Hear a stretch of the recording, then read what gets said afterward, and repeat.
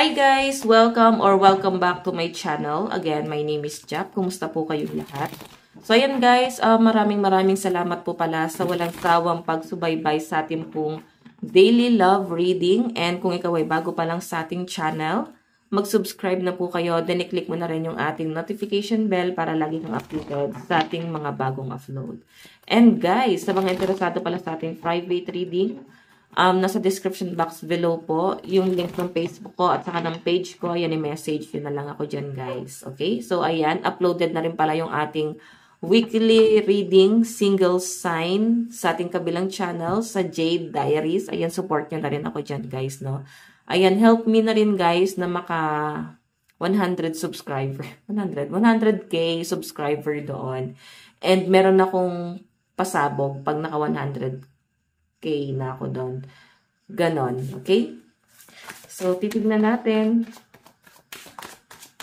Ayan, lalagay ko na lang guys yung Facebook ko and yung link sa baba sa mga hindi pa nakasubscribe. Ayan. Sa dami nang nanonood. Sa dami nang nakasubscribe sa akin dito. So, kung magsusubscribe kayo dun sa kabila, I think baka ma-hit ko na yung 100 subscriber. 100K subscriber. And pa-experience naman guys ng silver button. Yung mga kasabayan ko may silver button na, ako wala pa rin guys. Ayan, please. So, okay. So, start na tayo guys sa reading. Okay, kanino bang love reading itong masasagot natin ngayon? Kanino itong love reading? Meron tayong, wow, the lovers. Napakaganda nito. Ang ganda ng simula, no? Pero titignan natin, guys. Pero ito, guys, ito kasi si the lovers. Ipapakita ko sa inyo, meron ditong ahas. So, ito yung naging dahilan. Itong ahas na to, yung naging dahilan kung bakit naging makasalanan si Eva at si Adan. Diba? Tinukso nung snake na kainin ni Eva itong apple. Pero kasi, guys, kung babasahin niyo yung Bible, bumalik tayo sa Bible. Kung babasahin niyo yung Bible, naging makasalanan lang naman sila kasi nagkaroon sila ng isip. 'Di ba? So, yes. Sa panahon, parang in reality, guys, nagiging makasalanan ng tao pag masyado kang marunong. Yung iba nagdudunong-dunungan or meron ka ng alam. Ganon. So, parang yung example na lang, guys, is sa Pilipinas, no? Like parang sinasadya yung kahirapan sa Pilipinas para gawing mangmang yung mga tao. Okay? Para mapaikot tayo ng mga politiko. Parang ganon. Okay? Hindi tayo, guys, ginagawang marunong. Kasi pag nagkaroon na tayo, guys, ng isip, pwede kasi na, diba, meron tayong kayang gawin. So, ganon din sa'yo. Ayan, balik tayo sa relationship. So, yun lang guys yung example ko para mas madaling maintindihan. Sa relationship mo naman guys, I think meron kang nararamdaman dito sa relationship yun ng person mo. Okay? May kakaiba kang pakiramdam pero hindi mo makonsider kung ano yun. Okay? Parang bihira din kayo guys magtalo and nagkakaroon ng challenge pero mabilis nyo guys ma-overcome. So, parang walang kakaiba dito sa relationship na to. Parang hindi siya guys ganun ka, sabihin na natin guys na dahil, ayan, may title lang kayo na relationship kayo, pero parang walang spark. Okay? So, kagaya nga ng sabi ko guys, naging makasalanan si Eva. Kasi nga, silang dalawa, naging makasalanan sila kasi nga, may nag-udyok na kainin ni Eva yung apple. So, in reality, I think ikaw, may diba? Baka may nagbubulong sa'yo na, uy, ganito yung person mo. May nagsusulsol. Hindi man sa'yo sa person mo. Baka may nagsusulsol. Uy, may ganito sa person mo, ganito, ganyan. Yung tipong okay naman kayo eh. Wala naman guys masyadong pag-aaway. So, ang nagiging ano lang dito guys, yung mga sulsol. Okay? May nagsusulsol dito sa relasyon na to. So, tingnan natin. Meron tayong Queen of Swords, diba? May ibang person na involved. I think nandyan ka sa sitwasyon na ramdam mo na parang may iba, pero hindi mo mahuli, wala kang ebidensya. Okay? Or pwede ikaw to guys na nagkakaroon ng iba. Kung babae ka, sa totoo lang guys, Ang pinagkaiba lang ng babae at lalaki. Ang lalaki nahuhuli yan. Nahuhuli yan pero hindi umaamin. Ang babae naman guys, bihira sa babae ang nahuhuli. Magaling sila magtago, lalo na sa cheating. Okay, so may ibang person dito. Pwede ikaw to yung may third party or pwede yung person mo. Or pwede ikaw mismo yung third party. Titingnan natin. Oh, wedding. Okay, pwedeng kasal kayo ng person mo. Pero meron talaga guys nakikisali, no? Meron dito guys parang mata pobre or mahadera. Ganun yung pinapakita dyan. May nakikita akong something na parang may mga issue. Okay tong relationship nyo, pero sa family, parang may mga issue, pwedeng sa mga kamag-anak. Basta, nasa paligid nyo lang guys, yung nagkakaroon ng issue, kung bakit parang mas lumalala yung conflict nyo ng person mo. Okay, though inilalaban nyo to ng person mo, may mga issue lang din. So, yun, may nakikita ko dito guys, medyo maglalaylo yung person mo. Kasi nakikita niya na parang, yes, mahal ka niya, pero hindi niya na guys kinakaya yung mga stress dito sa relationship na to. So, yes, yun ang sinasabi niya, hindi niya na kinakaya. Yung pala, meron ng iba. Hindi niya lang kayo guys kayang pagsabayin. Kaya medyo, ano muna siya sa inyong dalawa, no? Sa connection yung dalawa. Medyo laylo muna siya kasi unahin niya muna yung isa, no? So, pag hindi sila nag-work, babalik siya sa'yo. Kagaya nga na sabi ko guys, habang hinahabol ka, meron palang, or yes, habang hinahabol ka, sinusuyo ka, meron palang ibang kalandian. Parang ganon. Pero sa sitwasyon mo, I think parang habang hinahabol ng person mo, yung ibang person, yung other person, ikaw yung tinatalikuran niya. Okay, meron siyang inaayos na relationship sa iba. And yes, damayan mo si person, no? Tanungin mo, okay ka ba? Broken-hearted ka ba? May pinagdadaanan ka? Gusto mo inuman tayo? Diba sarcastic lang guys? Biruin mo si person mo, tapos ayan, tumutunog yung alarm ko. So ayun, biruin mo lang si person mo ng ganyan. Pwede mo i-share sa akin, sabi sa kanya, pwede mo i-share sa akin yung problema mo. Di ba kayo okay ng other woman, other man? Ganyan, meron ba kayong pagtatalo? Parang pasimple lang guys, nahuhulihin mo si person, 'di ba? 'Di ba? Parang pasimple lang, gusto mo lang siya guys mahuli. Ganun yung pinapakita sa akin dito eh. Or ganun lang yung gawin mong technique, 'di ba? Tapos ayain mo makipag-inuman yung person mo kung may pinagdadaanan si person mo. Sabay sakalin mo guys. Ay, sorry. Trigger warning guys. Huwag ganun. Nga mo talagang sakalin si person. So by the way, tignan pa natin. Oh, the Chariot. Grabe. Guys, hindi mo alam kung ano nangyayari. Medyo ngayon doon ka sa sitwasyon na gulong-gulo ka. Bakit nangyayari sa ito? Bakit medyo nagiging cold ka?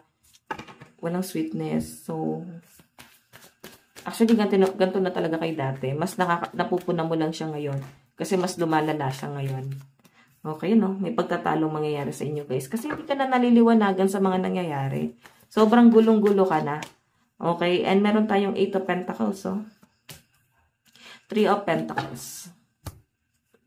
So guys, yung pinapakita sa akin dito, nandun ka sa point na parang sinusuhulan siya ng, may tao dito na sinusuhulan yung person mo. I think sa katrabaho niya, no? Katrabaho niya yung other person, no? And yung pinapakita sa akin, guys, may mga taong nakakakita nitong ginagawa ng person mo. Pwedeng tinotolerate pa nga eh. Okay, tinotolerate pa nga to. Hindi sila guys nakikialam. So, pwede na to sa point na ayaw nilang magsabi. Ayaw nila guys madamay. Pero gusto nila guys magsalita sa'yo. Okay, gusto nilang sabihin sa'yo. Pero yun nga, ayaw nilang makialam. So, parang issue nyo yan. Kayo na lang mag-ayos. Mahirap makisali dyan.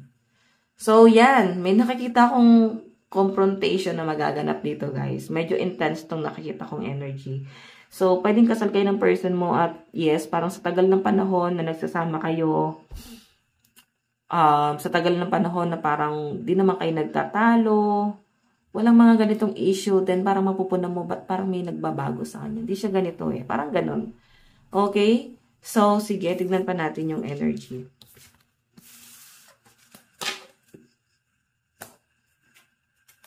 Okay. Ano yung nararamdaman ng person mo sa'yo ngayon? Nararamdaman ni person sa'yo.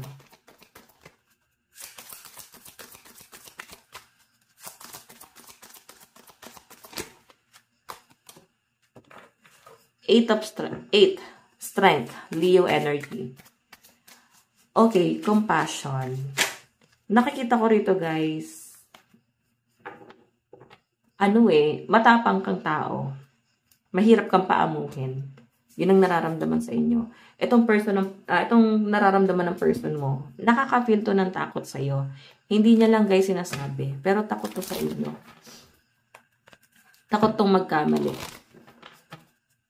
Parang hindi siya nakukonsensya sa ginagawa niya. Parang grabe tong taong to. Hindi siya nakukonsensya. So, as in, ngayon tong energy na to, guys, sa nakikita ko rito. Pwede ito na yung sitwasyon mo ngayon. Okay, pero yun nga, wala kang ebidensya. Pero guys, malinaw sa pinapakita saan, pwedeng katrabaho. Tignan pa natin. So, takot daw yung person mo sa'yo eh. Tinatry niyang amuhin ka. Or, ayun, tignan mo, itatap niya yung ulo mo. Gusto niyang umamo ka sa kanya. And may mga pagsisinungaling na siya, like parang nagpapaka-workaholic, ganon. Tingin ng person mo sa'yo ngayon, meron tayong 9 of Raindrops, emotional stability. Tingin sa'yo ng person mo, masyado kang emotional. Di niya alam, nade-depress ka sa ginagawa niya sa inyo, guys. Tino-torture ka ng person mo sa ginagawa niya sa inyo. Okay? So, tingin niya sa'yo masyado kang madrama. Like, sasabihin niya pa talaga sa'yo, drama mo. Ano ba na naman yung drama mo na yan? Ganyan, wala tayong problema, ganito, ganyan. So, guys, huwag kayong magtitiis sa ganitong klase ng tao. Okay, mas magandang ang iwan mo na lang. Huwag kang manghinayang sa dami ng tao sa mundo, guys. Isipin mo, ang laki ng mundo. Diba? Ang laki ng mundo, guys. Mag-explore ka, mahanap at mahanap mo yan. Huwag ka mag-focus sa taong sasabihin emotional ka. Huwag ka mag-focus sa taong sabihin na drama lang yung pag-iinarte mo lang daw yan. Ganyan. So, tignan natin ano yung plano niya. Victory. So, gusto kanyang ipanalo, guys. Yung plano niya sa relationship ng dalawa. Kasi parang mataas ang ambisyon niya eh. Six of Lightning. Marami siya, guys, na pagnilay-nilayan, no? Na marami pa daw pala siyang kayang gawin. Kaya nandun siya sa point na gusto kanya, guys, i-give up. And gusto niyang i-pursue yung pangarap niya. And ayaw niya ng ganitong sitwasyon na parang ang hirap. Gusto niya na, guys, ng stable. Ganon. Though hindi niya, guys, nakikita na yung stability yung pagsasama niyo eh. So, parang naglalaro tong taong to. Kasi, tignan mo. Parang swerte tong person mo pagdating sa trabaho. May pera ata to, no? Outcome. Tignan natin yung outcome. Legacy. May problema siya sa pamilya. May nakikita ko, guys, pagtatalo sa ari-arian, sumbatan sa pera, na pwedeng mangyari sa inyong dalawa. Okay? May mga pagtatalunan kayo dito, guys. Ang hirap kasi, guys, eh. Naging isa na kayo, eh. Ang hirap pag dumating sa point na kailangan mag-separate. Tapos, kailangan hatiin yung mga pinundar nyo. Sa totoo lang, guys. Tignan natin yung zodiac signs sa side ni person. Okay, meron tayong Cancer, Virgo, Scorpio, Sagittarius, Aquarius, and Libra energy. Sa side ni person, ito yung zodiac sign. Cancer, ayan, naulit lang. Aquarius, Cancer, Gemini, Aries. Capricorn, Libra, Sagittarius, Pisces, Aquarius, and Scorpio. Sa side mo, nararamdaman mo sa person mo.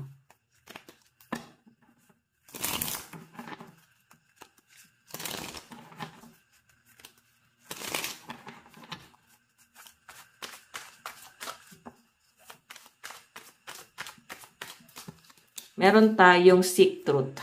The Hermit. Kukomprontahin mo na siya. Or yun na nga.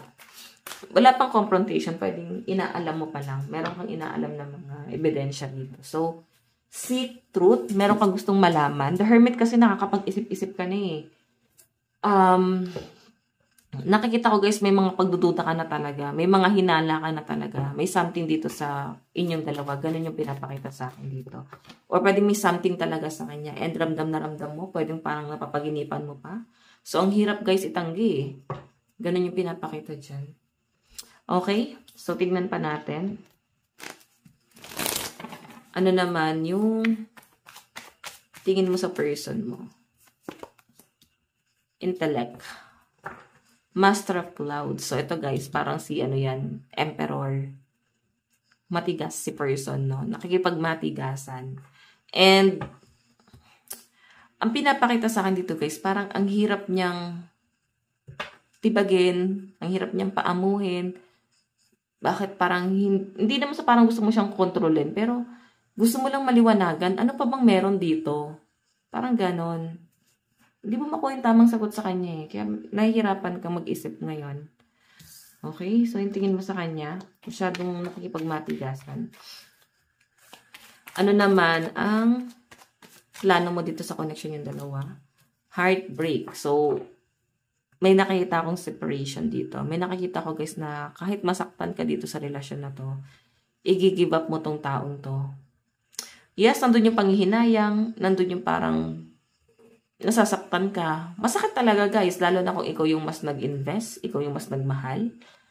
Ibinigay mo yung buong tiwala at pagmamahal sa taong to, tapos sasaktan ka lang. Heartbreak eh.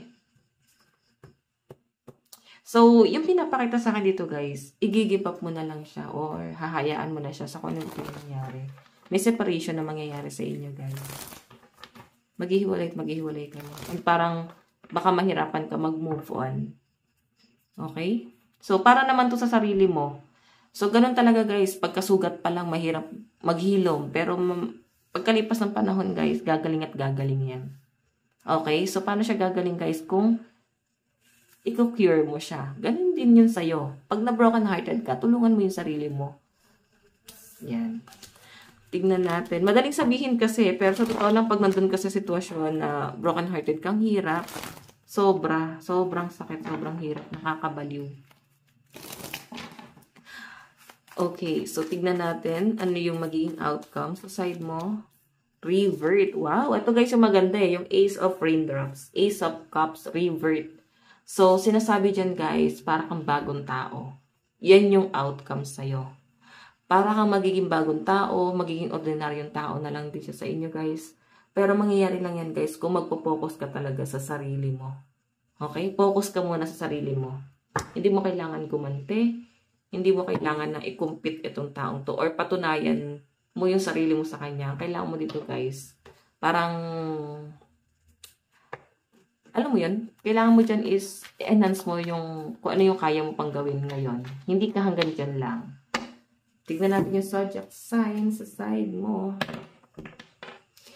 Pisces, Gemini, Aquarius, Libra, Scorpio, and Cancer. Okay, meron tayong Virgo, Sagittarius, Libra.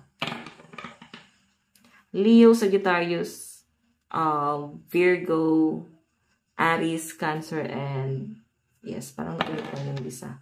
Gemini. Yes. So, kuha pa tayo guys ng dalawang cards. Saan papunta yung relasyon nyo?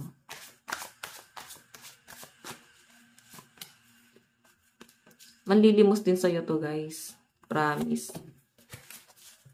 In the near future, di mo na to tatanggapin. Kasi hanggang ngayon, nagiging palaisipan pa rin sa'yo eh. Magulo pa rin sa'yo ang lahat. Okay? Manlilimos ng pagmamahal sa'yo itong taong to. Babalik siya at manlilimos ng pagmamahal. So, ito guys, pwedeng fresh pa lang tong hiwalayan na nangyari na to. As in, fresh pa lang to. Hindi siya guys, ganun katagal. Tignan natin yung love advice. Meron tayong forgiving and learning. Hingi siya ng tawad sa'yo. Hingi ng tawad sa'yo to. Pero bigyan mo ng leksyon niya. Release your ex. Diba? Kailangan mo na siyang kalimutan. I-release mo na siya sa energy mo. Tulungan mo yung sarili mo. Meron tayong separation. Ayun, no? Marami kang natutunan eh. Or marami kang matututunan ngayon na hiwalay na kayo nitong taong to. Message ni person sa'yo. We both know I'm not the one for you. Diba? I think masasakit na salita yung sinabi niya sa inyo bago siya makipaghiwalay. Meron tayong you and I were too young. I don't react when people mention you.